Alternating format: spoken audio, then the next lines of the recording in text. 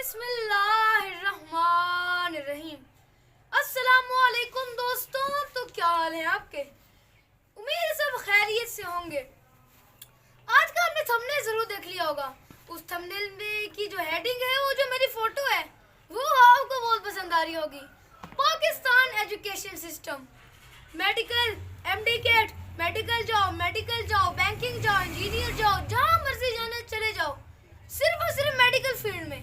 अगर आप किसी भी स्टूडेंट या फिर किसी भी स्कूल से या फिर किसी भी एवरेज आप पूरे 30 इयर्स का अगर आप पूरा कैलकुलेट करें, तो फिर तमाम के तमाम स्टूडेंट्स का यही कहना होगा कि हम डॉक्टर बनना चाहते हैं, हम एमडी कैट करना चाहते हैं, हम 2 लाख, मैं आपको अभी स्टार्टिंग में बताना चाहूँगा, 2 लाख की तकरीबन एप्लीकेशंस जाती हैं एमडी कैट के लिए, लेकिन सीट्स बताओ कितनी है? सिर्फ और सिर्फ 12,000 से भी कम। इतना कम रेशियो है कि 2 लाख एप्लीकेशंस के अंदर अभी भी जॉब अनएम्प्लॉयमेंट रेट इतना कम है कि अब हम उसे देख नहीं जानी, यानी जॉब एम्प्लॉयमेंट रेट बहुत कम है। पाकिस्तान का एजुकेशन सिस्टम है क्या, इसमें फ़ायदे क्या है, इसका नुकसान क्या है, इसके अंदर गलतियाँ क्या है इसके अंदर, और बाकी सारी तमाम चीज़ें आज मैं आपको इसी वीडियो में बताने वाला हूँ। तो बिना किसी देर के जल्दी से इलैबोरेट करते हैं कि पाकिस्तान के एजुकेशन सिस्टम के अंदर ऐसे क्या डिफेक्ट्स। आपको मैं एक सच्चाई बताता हूँ। असल में पाकिस्तानी तलबा जितने हैं वो 54 करोड़ हैं, और जितने भी टीचर्स हैं वो 21 लाख हैं, और जितने भी बाकी तमाम ट्यूटर्स और इंस्टीट्यूट्स हैं वो हैं कम से कम 21,000 इस तरह के इंस्टीट्यूट्स पाकिस्तान के अंदर पाए जाते हैं, छोटे से लेकर बड़े तक, बड़े से लेकर छोटे तक। बहरहाल अगर आप इस रेशो को देखें तो वो 26:1 है। एक टीचर 26 बच्चों को इजीली पढ़ा सकते हैं, यानी उसमें कोई डिफेक्ट नहीं है, उसमें कोई चीज़ नहीं है, तो वो एक इसमें पढ़ा सकता है। लेकिन जो ओवर रेशोड है, यानी यानी जहाँ पे बहुत ज़्यादा लोग एक ही क्लास के अंदर पढ़ रहे हैं, जैसे कि कभी कभी गवर्नमेंट स्कूल्स के अंदर 1:50 भी होता है। एक क्लास के अंदर 50 स्टूडेंट्स पढ़ रहे हैं और यहाँ दोस्तों एक टीचर उन्हें बस पढ़ा रहा है। ये है डिफेक्ट नंबर 1।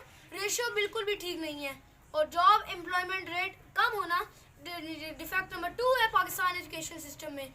और मैं एक अंगुली नहीं उठा रहा कि पाकिस्तान एजुकेशन सिस्टम है ही बहुत बुरा, ये कभी ठीक नहीं हो सकता, ये तो ना मेरे लिए, आप सब के लिए बिल्कुल ही फजूल चीज़ है। लेकिन नहीं दोस्तों, पाकिस्तान एजुकेशन सिस्टम अपने आप को बड़ा कर सकता है। अब पूरी दुनिया के अंदर सबसे अच्छा एजुकेशन सिस्टम सिर्फ और सिर्फ फिनलैंड का। जी हाँ दोस्तों, फिनलैंड का सबसे अच्छा एजुकेशन सिस्टम है। अब वो एजुकेशन सिस्टम किस तरह सबसे अच्छा है, अब मैं आपको ये बताना चाहूँगा कि एजुकेशन सिस्टम फिनलैंड का इस वजह से अच्छा है क्योंकि उसके अंदर बताओ क्या होता है, उसके अंदर रेशियो कितनी होती है, 15:1। आप लोग सोच के हैरान होंगे, मैं आगे जल्दी से बताता हूँ आपको। असल में फिनलैंड के अंदर 16:1 की एक स्टूडेंट्स है, जैसे कि एक क्लास के अंदर 16 स्टूडेंट्स हैं और 1 टीचर है। ये इस वजह से एजुकेशन सिस्टम बहुत ऊपर जा रहा है, और फिनलैंड का जॉब एम्प्लॉयमेंट रेट भी ऊपर जा रहा है। जी हाँ दोस्तों, वहाँ पे जॉब इजीली मिल जाती हैं। बहरहाल अगर हम पाकिस्तान एजुकेशन सिस्टम को देखें तो मैंने आपको बता दिया कि वो 50:1 की एजुकेशन सिस्टम्स के अंदर आ रहा है, और वो बिल्कुल भी उसके लिए ठीक नहीं है। अब अगर हम एक हाथी को लें, एक बंदर को लें, एक मछली को लें, और एक शेर को लें, एक मुर्गी को लें और एक टाइगर को लें, और उन सबको कहते हैं कि आपने इसके ऊपर चढ़ना है। जी हाँ दोस्तों, अब आपने इस दरख्त के ऊपर चढ़ना है। लेकिन आपको मैं ये बताना चाहूँगा कि जैसे कि मैंने आपको बोला, हाथी, टाइगर, मुर्गी, ये मछली और बहुत सारे। अब अगर एक टीचर आपको यही कहे कि मछली दरख्त पर चढ़ो, तो मछली का दरख्त पर चढ़ सकती है?